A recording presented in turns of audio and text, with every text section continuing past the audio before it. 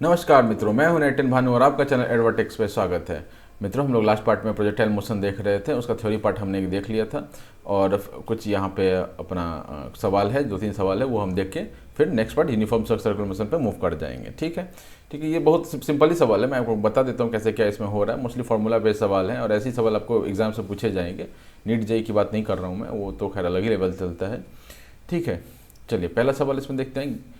Galileo महाशय का क्या कहना था उनके दो एक in his books two new sciences में, फॉर एलिवेशंस विच एक्सीड और फॉल शॉर्ट ऑफ 45 डिग्री या मिस है by equal amounts the ranges are equal. ठीक है, तो वो कहना क्या चाह रहे थे कि मान लेते हैं ये ग्राउंड है, ठीक है, मान लेते हैं एक प्रोजेक्टाइल है जो ऐसा कुछ गिरता है, ठीक है, और ये क्या है, ये 45 डिग्रीज पे है। ठीक है, एग्जैक्टली नहीं दिख रहा है 45 जैसा, बट मान लेते हैं 45 ही है। ठीक है, 45 डिग्री। अब ये बोल रहे हैं कि अपन ने क्या देखा था कि 45 डिग्रीज पे रेंज जो है वो मैक्सिमम मिलता है। ये बोल रहे हैं कि 45 से जितना कम होगा और 45 से उतना ही अगर ज़्यादा हो तो दोनों का रेंज सेम आता है। तो वो बेसिकली ये कहना चाह रहे थे। 45 देख लिया, तो मैं इसको हटा देता हूँ, थोड़ा साफ लगेगा। इनका ये कहना है कि अगर कोई एक प्रोजेक्टाइल ये यहाँ जाके गिरता है और सेम ये,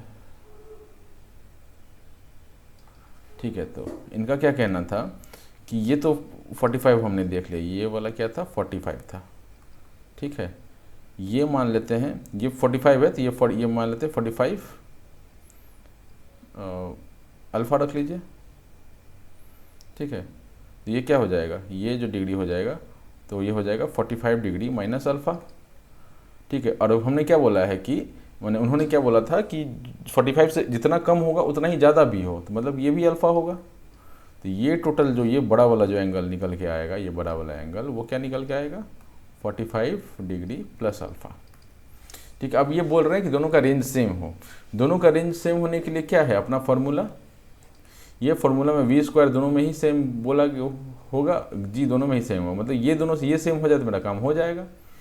ठीक है, इसको सेम होने के लिए क्या है कि एंगल्स हमने कौन से बताएं, एंगल हमने बताया 45 माइनस अल्फ़ा 45 प्लस अल्फ़ा। ठीक है, तो साइन 2 थीटा में पुट कीजिए इसको, थीटा का वैल्यू, तो ये क्या हो जाएगा साइन 2 का फैक्टर आएगा, 2 से मल्टीप्लाई करके सीधा ही लिख लेते हैं 90 माइनस 2 अल्फ़ा, ये 2 है, और साइन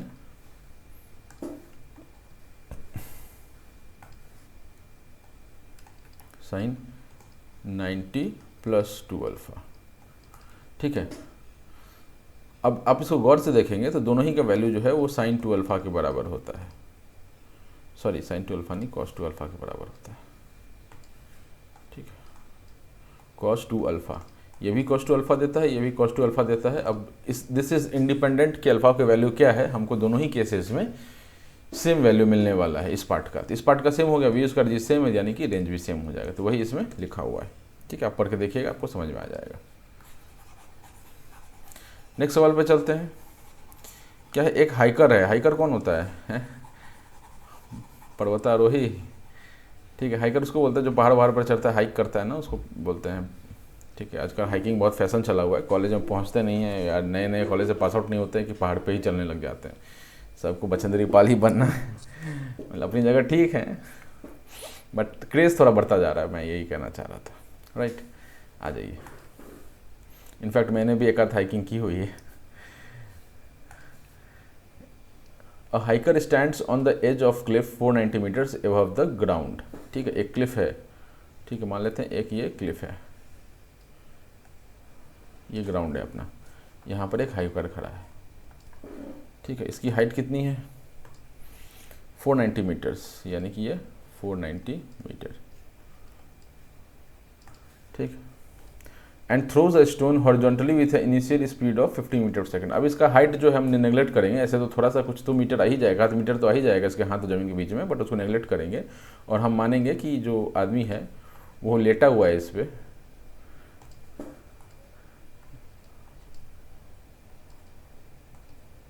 एक हाथ से ये स्टोन यहाँ से फेंक रहा है। ठीक है, throws a stone horizontally with initial speed of 15 metre per second square. इसको इधर भेज दिया, कितना 15 मीटर्स पर सेकेंड स्क्वायर की स्पीड, स्क्वायर नहीं होगा, मीटर पर सेकेंड ही होगा, स्पीड है ना, ठीक है। Neglecting air resistance, find the time taken by the stone to reach the ground, ठीक है। अब ये जो स्टोन होगा वो यहाँ से जो स्टोन है वो क्या थोड़ा प्रोजेक्टाइल जैसा मोशन करेगा। अच्छा बच्चों, कल एक पॉइंट छूट गया था ना वो, अच्छा अभी भी थोड़ा मिस कर गया मेरे दिमाग से, मैंने सोचा था क्लास शुरू करते ही बता दूंगा, ठीक है। पहले एक बार वो पॉइंट देख लेते हैं ना, फिर आते हैं इस पर, ठीक है। एक बहुत छोटा सा पॉइंट था, तुरंत देख लेते हैं, 2 मिनट में देख लेते हैं। ये देखिए, कल हमने एक्स और वाई में रिलेशन निकाला था, टी से रिप्लेस करके एक्स और वाई के बीच का एक ये रिलेशन तैयार हुआ था। अब ये रिलेशन जो था, इसमें एक पॉइंट जो मिस कर गया था वो था अपना किस फॉर्म में। अब tan थीटा ये तो कांस्टेंट है, ए एक्स माइनस ये भी पूरा कांस्टेंट है, यानी कि प्लस बी एक्स स्क्वायर, मैंने माइनस को भी इसी में ले लिया, ऐसा समझ लिया आप, ठीक है। तो ये एक ना पैराबोला का फॉर्मूला दे देता है, ठीक है। ये आगे लाइन में लिखा हुआ था, आपने अगर रीडिंग डाला हो तो आपको पता चला होगा, ये मिस कर गया था कल, ठीक है। y equals to a x plus b x square, this is formula of parabola. और जो हमको मोशन मिलता है वो प्रोजेक्टाइल मोशन जो बेसिकली हमको मिलता है वो पैराबोलिक मोशन है, ठीक है। ये पॉइंट रह गया था। प्रूफ करने आ सकता है कि आप पैराबोलिक मोशन ये प्रूफ कीजिए, तो वैसे ही आप एक्स और वाई का वैल्यू निकालेंगे टी के टर्म्स में, फिर टी को रिप्लेस कर देंगे, 2 इक्वेशंस 2 अननोन, ऐसा करके आप सॉल्व कर लीजिए, ठीक है। वैसा कर, है ना, टी का जो वैल्यू निकाल करके एक्स के टर्म्स में उसको हमने प्लेस कर दिया था वाई में, जो टी का वैल्यू था उसमें टी के रिप्लेस कर दिया था, और फिर एक्स और वाई में एक रिलेशन मिल गया था, और फिर इसी रिलेशन को सिंप्लीफाई करके ये वाला अपना एक इक्वेशन मिल गया था। इस इक्वेशन का ये आप ये कर सकते हैं, सिमिलैरिटी बता सकते हैं कि parabola b y equals to a x plus b square के बराबर होता है, इसलिए ये एक पैराबोलिक मोशन है, ठीक। चलिए आ जाइए सवाल पे, कहाँ गया सवाल। 15 मीटर पर सेकंड स्क्वायर से इसको फेंका 490 की हाइट से, neglecting the resistance, find the time taken by the stone to reach the ground and the speed with which it hits the ground, ठीक है। तो इसको पहले हमको क्या बताना है, टी एफ, ठीक है, टी एफ तो बताना है, मान लेते हैं टाइम बताना है कि कितने देर में ये यहाँ पहुँचेगा, एंड स्पीड बताना है, या वेलोसिटी, स्पीड ही रखिए, स्पीड ही बोला है ना, इसको नाम स्पीड ही दिया, स्पीड ही बोलिए इसको, स्पीड बताना है। अब आप इस यहाँ पर देख रहे होंगे ना, तो आपको ये पता चल गया होगा, एक जो देखते ही हमको पता चलता है कि यार एक बॉल जाके हिट मार रहा है, तो ऑब्वियसली बॉल का हॉरिजॉन्टल है ना, वर्टिकल कंपोनेंट होगा, राइट। तो इस पॉइंट पे जहाँ पर हम ये देख रहे हैं, इस पॉइंट पर एक इसका हॉरिजॉन्टल कंपोनेंट होगा, एक वर्टिकल कंपोनेंट होगा, यानी कि एक वी एक्स होगा, एक वी वाई होगा, ठीक है। और इसका जो वी निकलेगा, जो रिजल्टेंट वेलोसिटी है, वी है या स्पीड है, v equals to root over v x square plus v y square होता है, ठीक है। तो हमारा ये अगर वी एक्स और वी वाई निकल जाए तो हमारा ये काम यहाँ पे स्पीड के लिए काम हो जाएगा, ठीक है। पहले चलते हैं टाइम खोजने के लिए, कहाँ गया,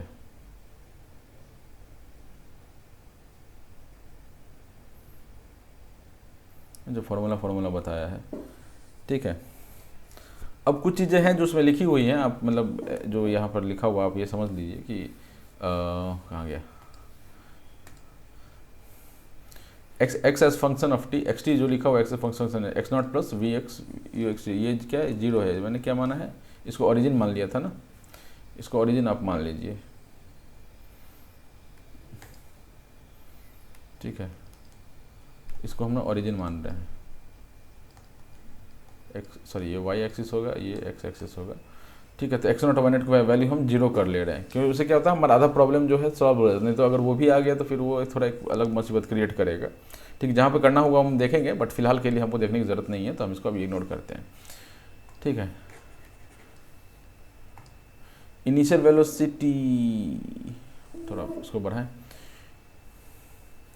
अब यहाँ पर देखिए जो हमने ये देखा है, अब इसी से देख लेते हैं, ज़्यादा इधर उधर नहीं करते हैं, एक मिनट मित्रों ना, थोड़ा सा हिल लगाओ, आइए यहाँ पर देखते हैं। अब इसमें क्या है, हमको क्या क्या पता है, v naught x equals to कितना है, 15 मीटर पर सेकेंड है, ठीक है। वी नॉट वाई कितना है, 0 है, इसमें कोई दिक्कत। एक्सेलरेशन ए एक्स कितना है, 0 होगा, ए वाई कितना हो जाएगा, माइनस जी हो जाएगा। ठीक है, ये समझ में आ रहा है आपको। और क्या पता है अपने को, यहाँ पे हाइट पता है 490, ठीक है, और क्या पता है, ठीक है। इसको अब इसको क्या पूछा है कि कितने टाइम में ये यहाँ पे पहुँचेगा, मतलब फाइनल पॉइंट पे कितने टाइम में पहुँचेगा। तो बेसिकली इसको ट्रैवल कितना करना है, फाइनल पॉइंट में ट्रैवल करने के लिए हम अगर वाई वाई में डील कर लें तो हो जाएगा हमारा काम। हमको वेलोसिटी पता है वाई में, एक्सेलरेशन पता है वाई में, ठीक है। हमको कि ट्रैवल कितना करना है, वाई ट्रैवल करना है हमको -490 मीटर्स ट्रैवल करना है वाई वाई में, ठीक है। तो एक्स का फैक्टर हमको ये रेंज पूछता तब हमको ये वाला इस वाले से मतलब होता, लेकिन अगर रेंज नहीं पूछा तो हमको इस वाले से कोई मतलब नहीं। हमको तो ये पूछा कि कितने देर में वो ज़मीन पर पहुँचेगा। अब ज़मीन पर कहाँ पहुँचेगा वो नहीं पूछा, ज़मीन पर कितने देर में पहुँचेगा इससे उसको मतलब है। तो ज़मीन पर कितने देर में पहुँचेगा, तो हमको वाई कितना ट्रैवल करना है, वाई हमको यहाँ से 0 से -490 तक ट्रैवल करना है, वाई ट्रैवल करना है, ठीक है। तो फार्मूला क्या होता था अपना, ठीक है। अगर एक फार्मूला था ना अपने पास, y इक्वल्स टू y0 प्लस v0 y t plus half a y t square, ठीक है। अब ये 0 हो गया, ये वाला पार्ट 0, ये 0 हो गया। v0 y हम देख चुके हैं, ये 0 है, ये भी 0 है। तो हमारा क्या हो जाएगा, -490 इक्वल्स टू ये acceleration -g -1/2 g t square. अब g का वैल्यू दिया हुआ होगा ना, 9.8 दिया हुआ है, ठीक है ना, 9.8 दिया हुआ है। तो हमको t का वैल्यू यहाँ से निकल के आ जाता है। छुप तो नहीं गया, थोड़ा सा छुप गया यहाँ से, t स्क्वायर नहीं, आप इसको सॉल्व कीजिए, आ जाएगा वो। तो अब तो कुछ मैथमेटिक्स ही रह गया। t इक्वल्स टू कितना हो जाएगा, 10 सेकंड्स हो जाएगा, ठीक है। ये t इक्वल्स टू 10 सेकंड आ गया, मतलब यहाँ से यहाँ पहुँचने में इसको 10 सेकंड्स लगा। अब ये पूछा, स्पीड पूछा है कि किस स्पीड से ये पहुँचेगा, ठीक है। उसको अगर सॉल्व करें, चलिए यहाँ पे स्पेस है अपने थोड़ा अपने पास, या मिटा ही देते हैं। मतलब ये लाइव क्लास तो चल नहीं रहा, लाइव क्लास होता ना कि यार वो नहीं लिख पाएँ, क्या होगा कैसे होगा। अब वाई में क्यों डील किया है, आप ये चीज़ समझिए कि दिमाग में अगर किसी के ये फंस रहा हो ना कि यार एक्स में भी तो कुछ बात होना चाहिए, ठीक है। तो आप ये समझिए कि हम सब कुछ जैसे जी वाई में है, वेलोसिटी हम वाई में ले रहे हैं, तो डिस्प्लेसमेंट भी हम वाई में ही लेंगे। एक्स का जब हम स्पीड, एक्सेलरेशन, डिस्प्लेसमेंट की बात ही नहीं कर रहे हैं तो उसका हम पूरा कुछ नेग्लेक्ट करेंगे। आप मान के चलिए जब वाई का चीज़ आप वाई में डील करते हैं तो वाई का चीज़ सॉल्व हो जाएगा, ठीक है। और एक्स का चीज़ आप एक्स में मान के चल रहे हैं तो एक्स का चीज़ सॉल्व हो जाएगा, ठीक है। और रिजल्टेंट जो होता है उनका स्क्वायर करके रिजल्टेंट टाइप का कुछ आ जाता है ना। तो ये आपको दिमाग में रखना है, कंफ्यूज नहीं होना है कि वाई के टर्म्स की बात कर रहे हैं तो एक्स का भी हम उसमें घुसा दें। वाई को बस वाई ही रहने दीजिए, ठीक है। आपको ये पहचानना पड़ेगा कि ये टाइम पूछा है, ठीक है। टाइम कितने देर में वो ऊपर से यहाँ पहुँचेगा, ठीक। कितना दूर अगर पूछ देता तो फिर रेंज वाली बात आ जाती है, उसमें हमको एक्स का फैक्टर लेना पड़ता, ठीक है। वो हमसे नहीं पूछा है, ठीक। वो भी अगर ये पूछा जाए, जैसे टाइम ऑफ फ्लाइट कितना है, टाइम जो था फ्लाइट का अभी हमने निकाला ना, अभी इसे शायद पूछा नहीं है बट फिर भी हम आपको बता रहे हैं। टाइम ऑफ फ्लाइट पूछा है, टाइम ऑफ फ्लाइट है 10 सेकंड। अब this 10 second is common for both, y का भी जो ये ट्रैवल किया यहाँ से यहाँ पहुँचा, ये उसके लिए भी कॉमन है, और ये जो यहाँ से यहाँ पहुँचा है, ठीक है, मैंने एक्स में भी आगे बढ़ा है और वाई में भी आगे बढ़ा है, ठीक है। वाई में भी आगे बढ़ा है और एक्स में भी आगे बढ़ा है। तो हमको वाई से मतलब था तो हमने वाई मान के तो काम कर लिया। अगर हमको एक्स से पूछ दिया होता तब हमको वाई से मतलब नहीं होता। मान लीजिए हमको टाइम ऑफ फ्लाइट थी 10 सेकंड, जो भी हमने निकाला वो दिया हुआ होता और हमसे पूछता भाई इसका रेंज क्या होगा, रेंज इक्वल्स टू कितना होगा। तो रेंज इक्वल्स टू हमको यहाँ कोई फॉर्मूला लगाने का जरूरत नहीं है, यहाँ पर सीधा आप लिख सकते हैं कि displacement equals to speed into time. तो यहाँ पर क्या हो जाएगा, वी एक्स तो हमको पता है ना, वी नॉट एक्स करके पता है, मतलब एक्स की डायरेक्शन में जिसकी वेलोसिटी रहने वाली है, v x equals to v naught x, क्योंकि ये चेंज नहीं हो रहा है, ठीक है। एक्सेलरेशन 0 है, अरे यार एक्सेलरेशन क्या है, 0 है, ए एक्स 0 है actually. V x v naught x के बराबर हमेशा ही रहेगा और ए एक्स जो है वो हमेशा ही 0 रहेगा, मतलब कि v x into t f, ये टी एफ इसको मैं बोल रहा हूँ ऊपर वाले को। तो वी एक्स कितना है अपना, वी एक्स था 15 metres per second into t F कितना 10 सेकेंड्स इक्वल्स टू 150 सेकेंड। ये 150 सेकेंड नहीं, सॉरी मीटर्स, 150 मीटर, मतलब कि ये इस क्लिफ से 150 मीटर आगे जाके गिरेगा। ठीक है, ये भी इसमें एक सवाल हो सकता था। ठीक, चलिए एक चीज़ तो ये हुआ। अब वो हमने वो फॉर्मूला क्यों नहीं लगाया, वो फॉर्मूला हमने इसलिए नहीं लगाया क्योंकि वो फॉर्मूला इस केस में, किस केस में ट्रू था, फॉर्मूला इस जब पैराबोलिक मोशन ऐसा हो रहा था जहाँ पर हम थीटा हमको पता था और यहाँ से मूव कर रहा था, यहाँ पर तो हमको थीटा ही नहीं पता है ना, और ये पैराबोलिक मोशन भी नहीं है, हाफ पैराबोलिक मोशन है, पीछे वाला तो क्लिफ खा गया, आदमी हाइक करके क्लिफ पे चला गया तो क्लिफ खा गया ना उतने दूर का, उसका जड़ नहीं, हमको थीटा तो पता ही नहीं है। अब थीटा पता नहीं है तो आप उस फॉर्मूला से निकाल नहीं सकते हैं। ऐसे केसेस में आपको पहले वर्टिकल के थ्रू आपको ये निकालना पड़ेगा, क्या कहते हैं उसको, टाइम ऑफ फ्लाइट निकालना पड़ेगा। और जब आप टाइम ऑफ फ्लाइट निकाल लिए हैं तो उसको फिर यूज़ करके आप रेंज निकाल सकते हैं। ठीक, प्रैक्टिस कीजिएगा, क्लियर हो जाएगा, ज़्यादा टफ नहीं है। ठीक है, अब ये क्या हम तो पढ़ चुके हैं तो हमारे लिए तो थोड़ा आसानी है, बट जो पहली बार पढ़ रहे होंगे उनके लिए थोड़ा सा ये मुश्किल हो जाता है इतने फैक्ट्स को एक साथ। लेकिन होता क्या है ना, जब आप पढ़ते हैं तो जब दो बार मान लीजिए आपने अभी पढ़ लिया, फिर 4 महीने बाद फिर से जब आप उसको पढ़ेंगे ना तो आप देखेंगे आपको ज़्यादा समझ में आएगा, एक मैच्योरिटी पहुँच जाती है। ये मैंने आपको पहले भी बताया है, अभी भी वो बता रहा हूँ। ठीक है, चलिए इसको हटाइए। अब आ जाइए, हमको क्या चाहिए, वी चाहिए, velocity when it hits the ground, that is v का वैल्यू चाहिए। अब वी के वैल्यू में हमको ये पता है कि वी एक्स हमेशा कांस्टेंट है, that is 15 metres per second. ठीक है, वी वाई क्या होगा, वी वाई का वैल्यू बताइए, v y equals to velocity v naught y plus a t, v y equals to v naught y तो जीरो था ना अपना initially velocity, y velocity zero था, जीरो प्लस नहीं माइनस हो जाएगा यहाँ पे,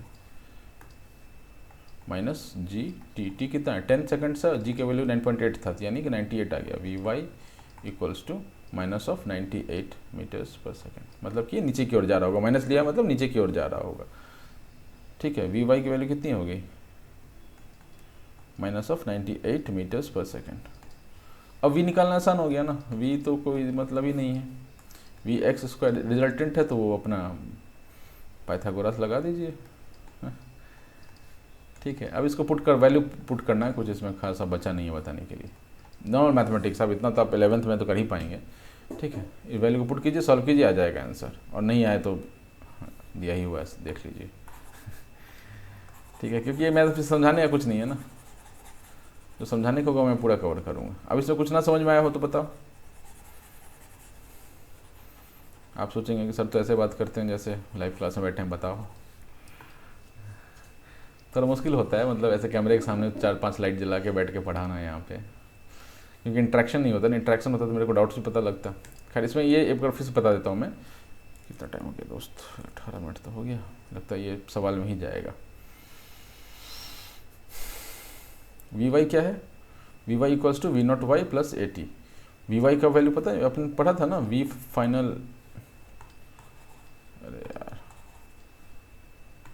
हमने पढ़ा था ना, v equals to v naught plus a t, ये तो नॉर्मल फॉर्मूला पढ़ा था, या किसी ने ये पढ़ा v equals to u plus a t, initial velocity acceleration into time, वही फॉर्मूला मैंने यहाँ पे लगाया है, वी वाई के टर्म्स में लगाया, क्योंकि एक्स वाला वैल्यू तो हमको पता था, एक्स वाला वैल्यू हमको पता था, हमको सिर्फ खोजना था वाई, एक्स तो कांस्टेंट होने वाला था, क्योंकि उसमें एक्सेलरेशन डी एक्सेलरेशन कुछ नहीं है एक्स वाले में, एयर डिस्टेंस वगैरह जीरो है, तो एक्स में तो कोई वेलोसिटी का चेंज ही नहीं है, क्योंकि एक्सेलरेशन में कोई चेंज नहीं आ रहा, एक्सेलरेशन चेंज आएगा तभी तो वेलोसिटी चेंज आएगा, एक्सेलरेशन है जीरो है मतलब कि वेलोसिटी चेंज नहीं होगी, मतलब वी एक्स हमको पहले से ही पता है। वी वाई की बात करते हैं तो वी वाई जो है वो अपने, वी वाई जो है वो उसमें एक्सेलरेशन लग रहा है, जी का एक्सेलरेशन लग रहा है, टाइम हम खोज चुके हैं ऑलरेडी, और ये हमको ऑलरेडी पता था कि ये जीरो के बराबर था, बस वैल्यू में पुट किया और वी वाई का वैल्यू निकल के आ गया -98। ठीक है, नीचे की ओर अब ये 98 का स्क्वायर करेंगे तो ऑब्वियसली माइनस माइनस प्लस हो जाता है, और अब जस्ट वैल्यू पुट कीजिए, वी वाई का निकल जाता है आंसर। जो किसी को कुछ समझ में ना आ रहा हो प्लीज़ कमेंट, क्योंकि अब मैं अंतर्यामी तो हूँ नहीं महादेव की तरह कि बैठे बैठे आपको यहाँ से मुझे पता लग जाए क्या डाउट हो रहा है, राइट। तो प्लीज़ आप लोग जो भी डाउट लगे उसमें एक सवाल डाल दीजिएगा कि सर ये वाला पार्ट समझ में नहीं आया। ठीक है, एक और इसमें सवाल है, उसके बाद यूनिफॉर्म सब सर्कुलर मोशन थोड़ा सा देख लेंगे, उसके बाद आधा आज देख लेंगे, आधा नेक्स्ट पार्ट में देख लेंगे। ठीक है, कहाँ गया? A cricket ball is thrown at a speed of 28 meters per second in direction 30 degrees above the horizontal. Calculate the maximum height, the time taken by the ball to return the same level and the distance from the thrower to the point where the ball returns to the same level. अब ये तो normal parabola वाला मतलब projectile वाला case हो गया। एक ball है, ये उठा के ऐसे पहुंचा, ठीक है, क्या बोला है? 30 डिग्री से निकला है, 30 डिग्री से निकला है। इनिशियल वेलोसिटी क्या थी? 28 meters per second, 28 meters per second, 30 degree 28 meters per second. Calculate the maximum height, ठीक है, ये पूछा है कि एचएम की वैल्यू पूछी है ना, और क्या पूछा है?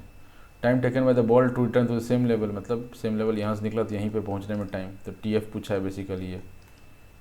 ठीक है, और क्या पूछा है? The distance from the thrower to the point where the ball returns to the same, ये आर रेंज पूछा है। उम्मीद है आपको सवाल पढ़ के सवाल समझना पड़ेगा, क्योंकि क्या है ना, सवाल का अगर मैं एक बार डायग्राम बना दूं या कुछ थोड़ा सा मैं बता दूं तो उसके बाद आसान हो जाता है। आपको सवाल समझना पड़ेगा, जो क्वेश्चन है उसको सही इंटरप्रेट अपने दिमाग में करना पड़ेगा, तभी आप लोग सही रास्ते पर मूव कर पाएंगे। नहीं तो कहीं ना कहीं वो क्वेश्चन अटकेगा, गलत होगा, कुछ तो होगा वहाँ पे। ठीक है, धरफड़ाना नहीं है, सवाल पढ़ने में डिले कीजिए, सोल्यूशन जल्दी निकालिए। सवाल पढ़ने में थोड़ा सा 1 सेकंड 2 सेकंड एक्स्ट्रा लगाइए और समझिए कि सवाल में कहना क्या चाह रहा। तो ये स्ट्रेट फॉरवर्ड फार्मूला वाला क्वेश्चन है। एचएम का वैल्यू था, एचएम का ये फार्मूला था, उसमें ये वैल्यूज पुट कर दिया, ये निकल के अपना निकल के आ गया। ठीक है, टाइम टीएफ का वैल्यू भी हमको मतलब फार्मूला पता था, मतलब स्ट्रेट फॉरवर्ड है, इसमें तो कुछ बताने लायक है नहीं ऐसा।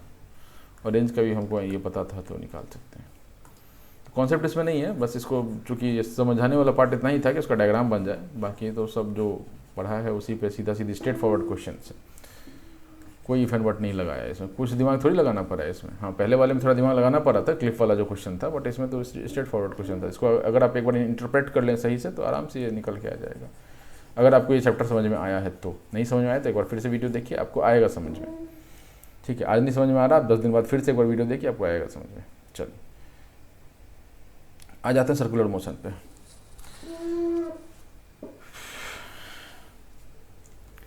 सर्कुलर मोशन थोड़ा सा मतलब ये है, ज़्यादा कुछ है नहीं इसमें, बट क्या बोलते हैं उसको, परेशान करना भी नहीं, बोर करने वाला टॉपिक नहीं होता है वो। मेरे को उस समय जब मैं था क्लास 11th में, उस समय मेरे को बोरिंग लगता था, और अभी भी थोड़ा थोड़ा बोरिंग लगता है। और वेक्टर घुस जाता तब तो और बोर हो जाता है।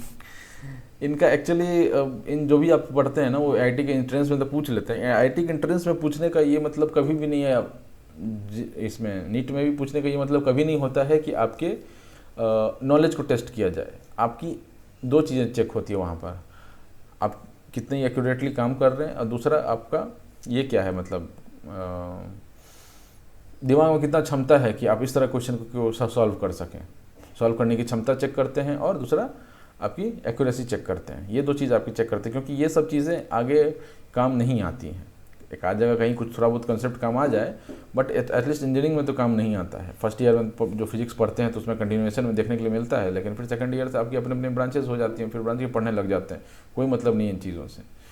ठीक है, हाँ, जो पीएचडी वगैरह करते होंगे उनके काम आता होगा, या रिसर्च वगैरह करते होंगे उनके काम आता होगा, लेकिन जिनका काम है कि भाई पोल पर चढ़ना है और सेल के इसमें जाके कोयला के खान में ऐसा भट्टी तोड़ना है, तो फिर कोई मतलब नहीं है, उनके लिए इन चीज़ों का मतलब नहीं है। एक्चुअली हम लोग जब फाइनल ईयर में थे ना, तो जॉब के नज़र से बताया जाए तो आईटी और सीएससी का जॉब काफ़ी तेज़ी से लग रहा था, बाकी सब स्लो डाउन था, मतलब इतना ज़्यादा ये नहीं था। मोदी सरकार आया ही था उस टाइम पे।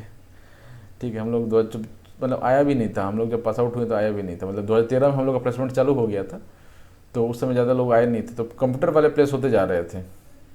किसी को कोई मतलब नहीं था कि मतलब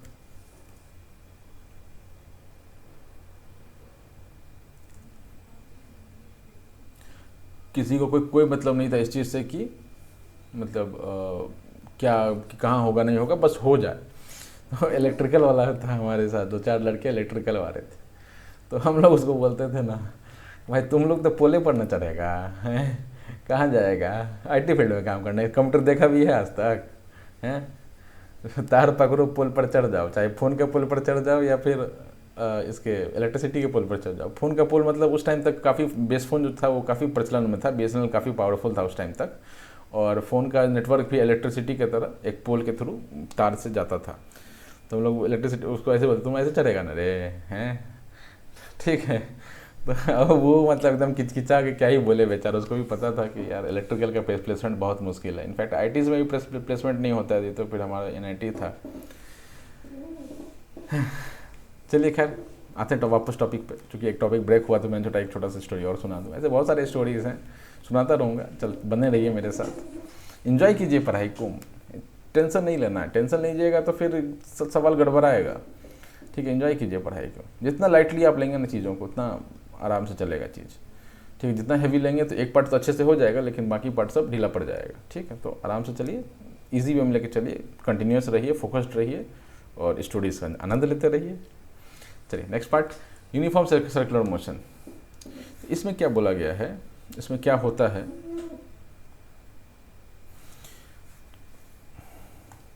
चलिए अभी तक जो आपने 10th लेवल तक पढ़ा होगा, 10th लेवल में वेक्टर वगैरह तो नहीं आया होगा। मैं एक्चुअली आईसीएसई बोर्ड से था, तो मैं मेरे को थोड़ा कम आइडिया होता है।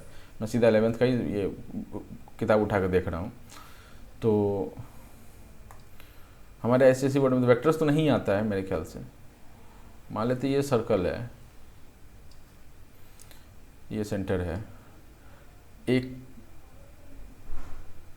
जो है यहाँ पे सर्कुलर मोशन हो रहा है, ठीक है। एक पॉइंट है, पॉइंट इसको काला से बताता हूँ, एक पॉइंट है,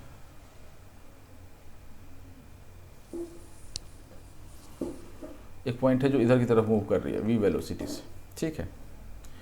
तो अब पहला चीज़ तो ये कि ये जो एक पॉइंट है v वेलोसिटी से, ये वेलोसिटी v है, इसका जो मैग्नीट्यूड होगा वो स्पीड जो भी होगा उसका मैग्नीट्यूड होगा। तो वेलोसिटी तो खैर चेंज होता रहता है।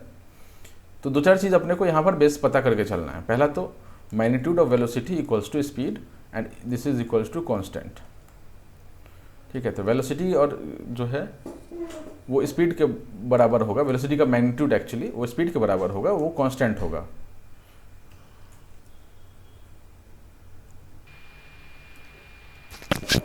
तो कहाँ थे, कोई आ गया था, फ्लो ब्रेक कर देता है ये लोग। खैर हम लोग थे यहाँ पर कि एक सर्कुलर पाथ चल रहा था इसका, इस ऑब्जेक्ट का, ये ऑब्जेक्ट कुछ भी ऑब्जेक्ट मान लीजिए उसको, ठीक है। वो ऑब्जेक्ट उसका जो वेलोसिटी है वो v है।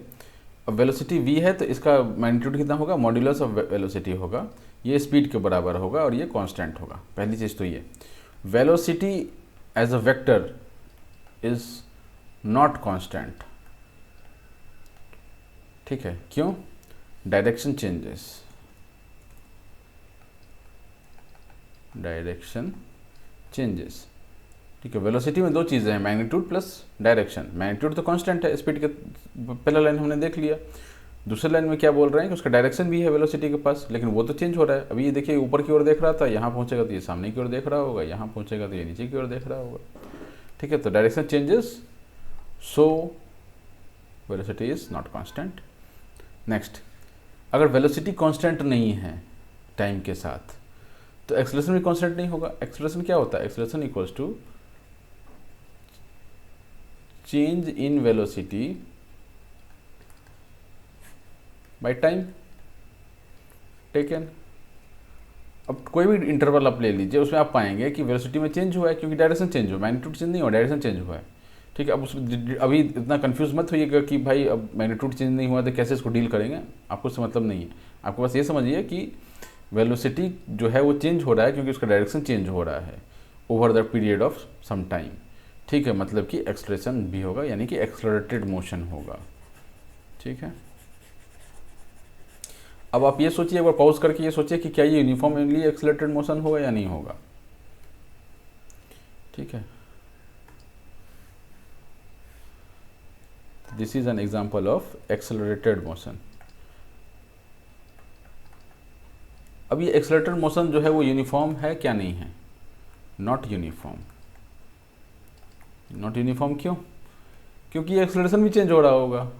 For the same reason acceleration is a vector quantity, यानी कि इसमें मैग्नीट्यूड और डायरेक्शन होगा। मैग्नीट्यूड तो फिर सेम होगा मान लेते हैं एक बार के लिए, लेकिन डायरेक्शन तो इसका भी चेंज हो रहा होगा वेलोसिटी के हिसाब से। तो मतलब for the same reason acceleration motion is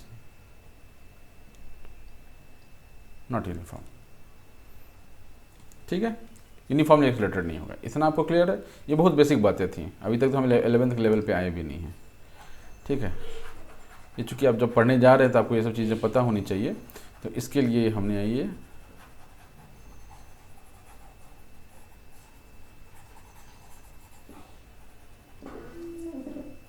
ठीक। अब ये पढ़ के देखिएगा, वही चीज़ें लिखी हुई हैं, कुछ ऐसा खास नहीं है। चलिए अब शुरू होता है असली खेल।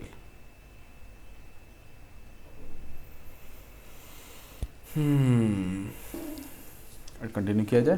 चलो 30 मिनट हुआ, अभी तो 5-7 मिनट, तो 10 मिनट तक तो खींच ही सकते हैं, 40 तक चलते हैं। ठीक है, अब शुरू हुआ असली खेल। मैं आपको पिक्चर से ही बताता हूँ, क्योंकि बनाया हुआ डायग्राम चलो वो तो रहेगा ही, बट पिक्चर में ही बता देता हूँ, क्योंकि अब जब भी आप पढ़ने आए तो आपको ये समझ में आता चले। ठीक है, पहला चीज़ तो ये कि मैं पिक्चर बना के आपको दिखाता हूँ, एक एक करके एक एक स्टेप से मैं पिक्चर बना के दिखाऊंगा, तो शायद ज़्यादा बेहतर क्लियर होगा। पहला चीज़ क्या है कि एक अपना सर्कुलर पाथ है।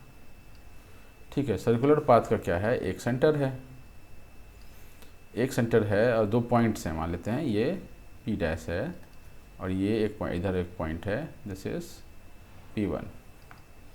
ठीक है, यहाँ से सेंटर से क्या होगा, इसको अगर पॉइंट करने वाला एक वेक्टर बना दें तो दिस इज R वेक्टर। ये ओरिजिन है, ओरिजिन मान लेते हैं, या इसको सेंटर बोला गया, इसको सेंटर ही मानिए आप। ठीक है, ये सेंटर है।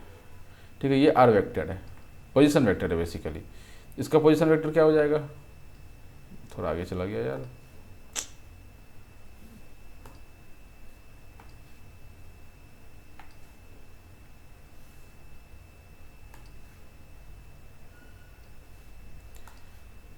I am very bad at drawing, क्या हो गया।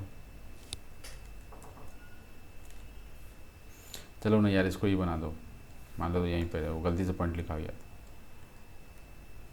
ठीक है, ये क्या हो गया, आर डैश आर है और ये डैश वेक्टर है। ठीक है, 2 पोजीशन वेक्टर्स मिल गए अपने को। अब इस पॉइंट पे कुछ स्पीड होगा, इसका v स्पीड होगा, इस पॉइंट पे भी कुछ स्पीड होगा, इसका v डैश स्पीड होगा, v डैश स्पीड होगा। और क्या इसमें समझने वाली चीज़ है, 2-4 चीज़ यहीं से समझते चलते हैं। क्या क्या समझते चलते हैं,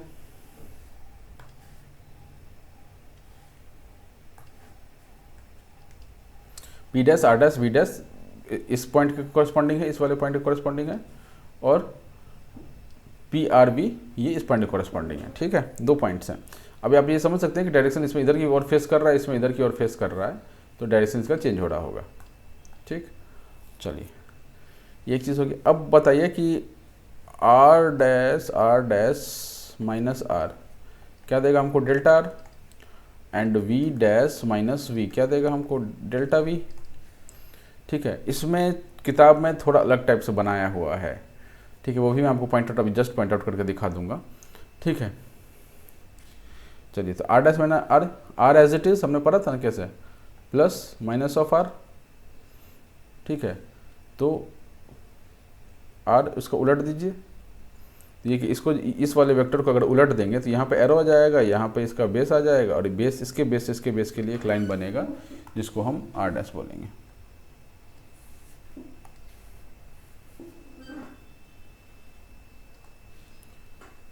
है ना, अब उसको मिटा देते हैं क्योंकि वो हमारे को डिस्टर्ब कर रहा है, उसको मिटा देते हैं। ठीक है, R डैश हो गया, V डैश माइनस V, तो V as it is dash को उल्टा करके, तो V as it is dash को उल्टा करके V एज इट इज लिख दिया, V डैश है, और V को उल्टा करके लगाइए, इसमें V को उल्टा करके लगाए, माइनस V करना था ना, और यहाँ से इसके लिए एक ये निकाला, वेक्टर निकाला, दिस इज डेल्टा V। यहाँ तो कोई दिक्कत नहीं, बहुत नॉर्मल चीज़ें की है मैंने अभी तक। मैंने R निकाला है, V निकाला है, R डैश निकाला है, V डैश निकाला है, डेल्टा R निकाला है, डेल्टा V निकाला है। ठीक है, यहाँ तो कोई दिक्कत नहीं। ठीक है, वही फोटो यहाँ पर। अब यहाँ पर क्या कर रहा है ना ये लोग ये यहाँ पे क्या कर रहा है कि ये जो वेक्टर एडिशन किया है वो मतलब थोड़ा अलग टाइप से किया हुआ है। ये देख रहे हैं, ये ऐसा एक एरो बनाया, ये एक ऐसा एरो बनाया, इधर से इधर जोड़ दिया है। ठीक है, रिजल्ट आता वही है। आप इन दोनों वेक्टर देखेंगे तो वही चीज़ें आ रही हैं। ये भी वही चीज़ दे रहा है, ये भी वही चीज़, रिजल्टेंट वेक्टर वही दे रहा है। बट ये जो तरीका जो हमने ऊपर पढ़ा है उससे थोड़ा ये अलग देखने के लिए है, क्योंकि वो उल्टा करके लगा रहे थे ना, उल्टा करके मैंने लगाया फिर भी वही आंसर आया है। तो इनको पता नहीं ऐसा क्यों बताया है। अगर ऐसा बताया तो इनको एक बार पहले बताना चाहिए था कि एक्चुअली ये कैसे होता है ऐसे। क्योंकि ये जो तरीका बता रहे हैं कि भाई मतलब वो तुम्हारा उसका है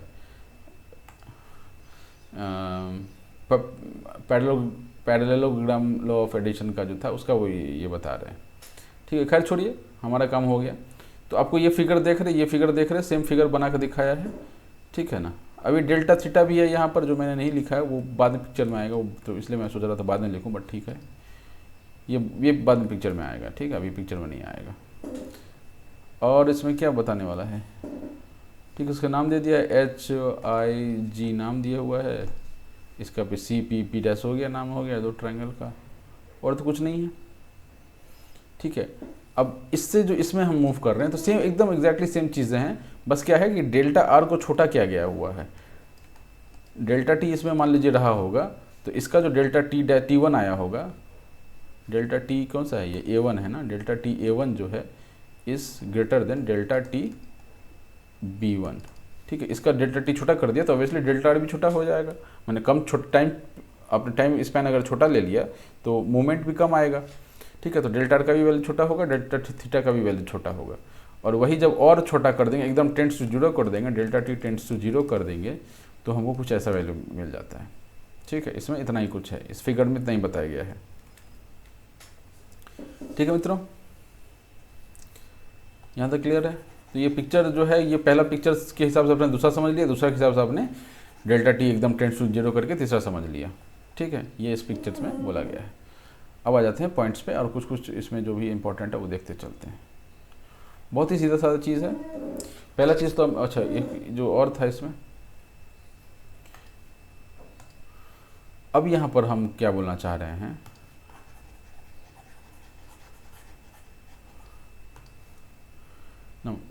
V is perpendicular to R, कोई दिक्कत इसमें।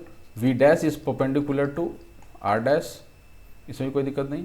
तो डेल्टा V भी जो आएगा that will be also be perpendicular to delta R। ठीक है ना। तो डेल्टा V किसके परपेंडिकुलर आएगा, डेल्टा R के परपेंडिकुलर आएगा। ये सीधा नहीं बना है, लेकिन ये मतलब ये सीधा अगर मतलब अच्छे से बना तो जो नीचे बना हुआ है तो आपको दिखेगा कि ये जो डेल्टा V का ये डायरेक्शन है, डेल्टा R का ये डायरेक्शन है, ये डायरेक्शन है। तो बीच में एंगल जो आया वो भी 90 डिग्रीज है। ठीक है, इतना क्लियर है आपको। चलिए, अब डेल्टा R इस जो है मैंने डेल्टा V जो है वो डेल्टा R के परपेंडिकुलर है। डेल्टा V जो है वो डेल्टा R के परपेंडिकुलर है। ये देखिए, डेल्टा V जो है वो डेल्टा R के परपेंडिकुलर है। मतलब कि एक्सेलरेशन भी जो होगा, acceleration is along delta V। ठीक है,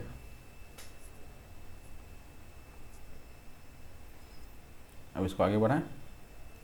अब कुछ पॉइंट्स जो मैंने अंडरलाइन किया वो देखते चलते हैं। By definition, velocity at a point is along the tangent at the point in the direction of the motion। ठीक है, तो ये क्या, यहाँ पर जो वेलोसिटी चल रही है, वेलोसिटी जो है एज अ टेंजेंट होता है ना, टेंजेंट की बात हो रही है, तो टेंजेंट जैसा होता है, velocity is along the tangent. ठीक है, अगर किसी सर्कल पर एक पॉइंट ले लें, उस पॉइंट पर जो टेंजेंट बनेगा उसी डायरेक्शन में उसका वेलोसिटी भी होगा। वही यहाँ पर ये प्लान कहना चाह रहा है। Delta V is perpendicular to delta R, वो हम अभी आपको बता चुके हैं।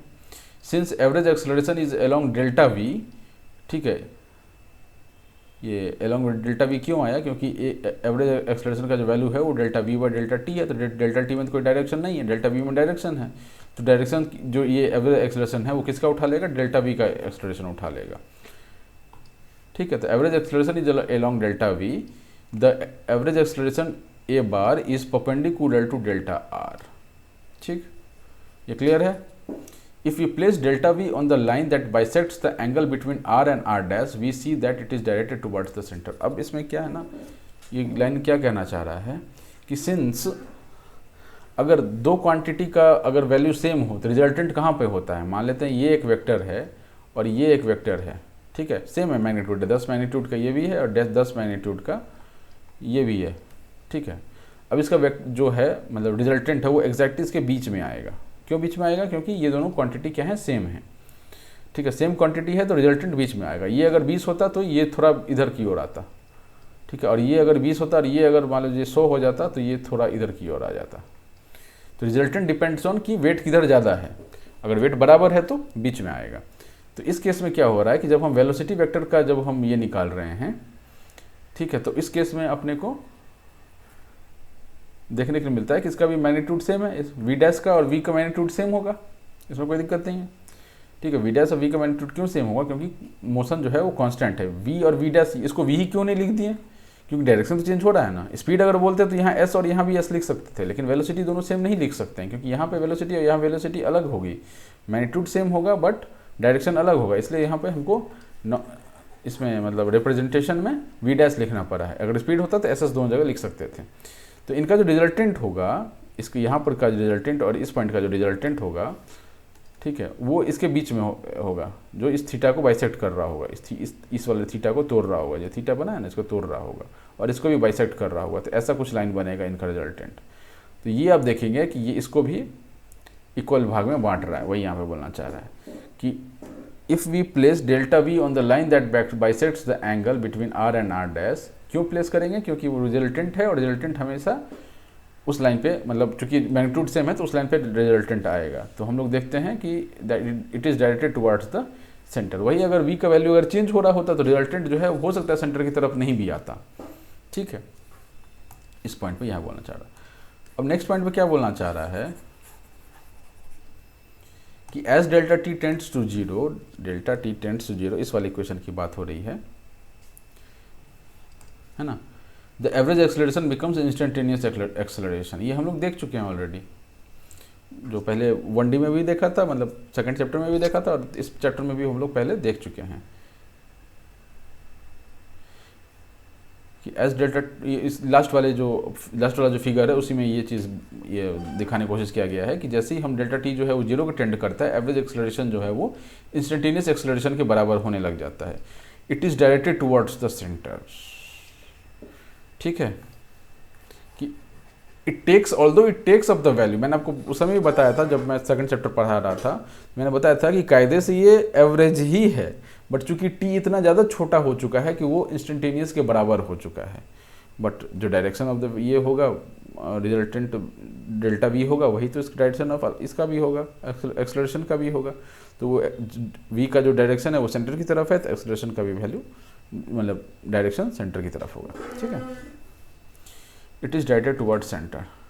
अब यहाँ पर एक स्टार देकर छोटा सा पॉइंट लिखा है, in the limit delta t delta r becomes perpendicular to r. Delta t tends to zero. अब यहाँ पे गौर कीजिए, इन दोनों के बीच का angle is not 90 degree, right, ठीक है। आर और डेल्टा आर के बीच का जो एंगल है वो 90 डिग्री नहीं है,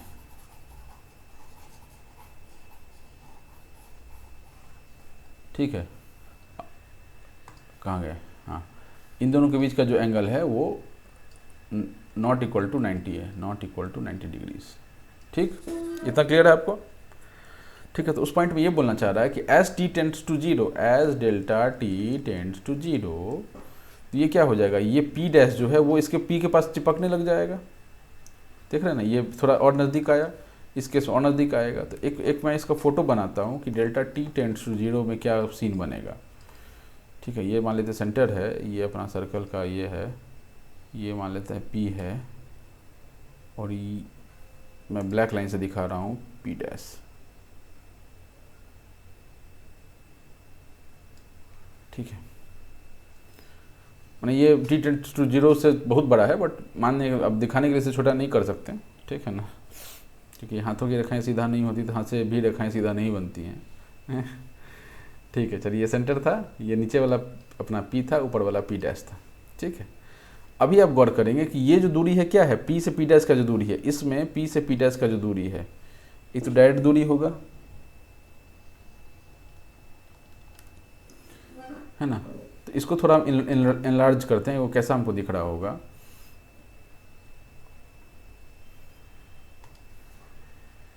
इसको हम मैग्नीफाइंग ग्लास में लेके आते हैं, ठीक है। तो ये हमको कैसा दिख रहा होगा, एक ये है और एक ये है, ठीक है। इन दोनों के बीच का एक लाइन होगा जो कि सर्कल से अलग होगा।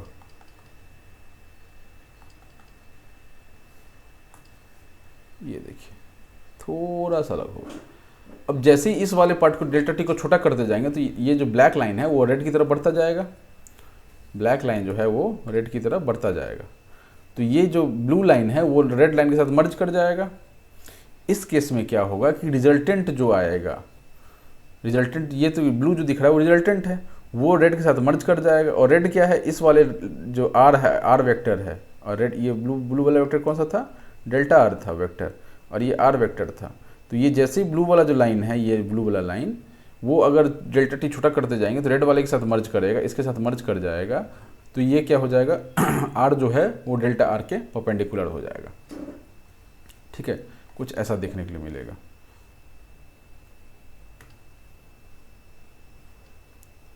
ठीक है, एकदम टी टाइम जब छोटा होगा तो वही चीज़ मैं बताना चाह रहा हूँ कि जैसे ही हम इसको, ब्लैक लाइन जो है वो रेड की तरफ बढ़ेगा तो ये जो ब्लू लाइन है यहाँ पर डेल्टा आर, वो रेड लाइन जो सर्कल का जो ये था आर्क था इसके साथ वो मर्ज करने लग जाएगा। जैसे ही वो मर्ज करने लग जाएगा तो हमको ये पहले से पता है कि इस पॉइंट पे जो यहाँ पे जो पॉइंट है दैट इज़ परपेंडिकुलर, मतलब यहाँ पे कोई टेंजेंट बनाते हैं that is perpendicular to r. तो आर डेल्टा आर जो है वो इसी लाइन के साथ मर्ज कर जाएगा, वेलोसिटी का जो डायरेक्शन है उसके साथ मर्ज करने लग जाएगा as delta t tends to 0। और यहाँ पर क्या बन जाएगा अपना, डेल्टा आर जो है, डेल्टा आर चुप तो नहीं गया, delta r is perpendicular to delta r नहीं आर, ठीक है। वही चीज़ यहाँ पर बोलना चाह रहा था। Next point, in this limit delta v tends to 0 and is consequently also perpendicular to v.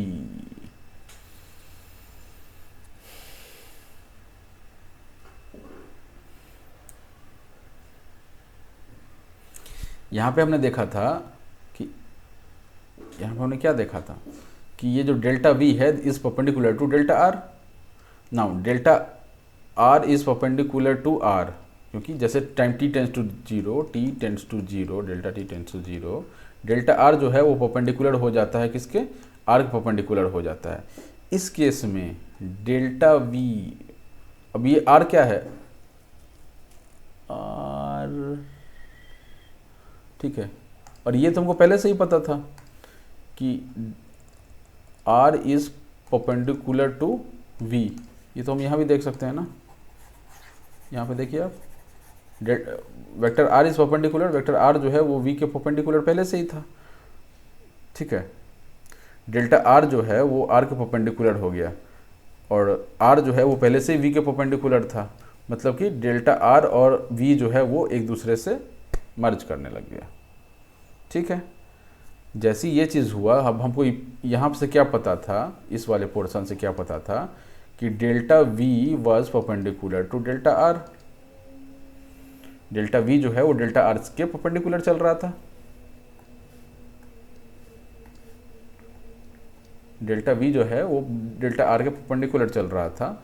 और अभी ऐसा केस आया है कि r खुद ही परपेंडिकुलर हो गया है v के, तो डेल्टा v जो है वो v के परपेंडिकुलर हो जाएगा।